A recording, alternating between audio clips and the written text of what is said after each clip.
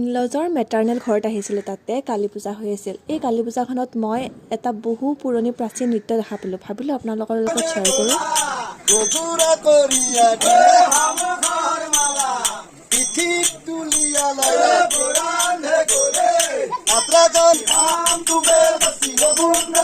এয়া হ'ল ওজাপালিৰ নৃত্য।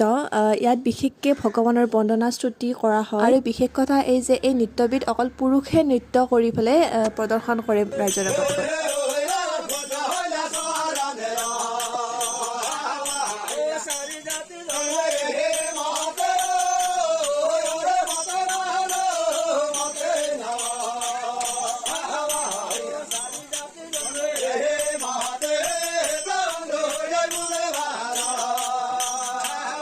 বহু পুৰণি আৰু আপুৰুগীয়া নৃত্য, ভাবিলোঁ আপোনালোকৰ লগত শ্বেয়াৰ কৰিলে ভাল পাব। আজিলৈ ৰাখিছোঁ ভিডিঅ'টো। লং ভিডিঅ' আহিছে, প্লিজ চাবলৈ নাপাহৰিব।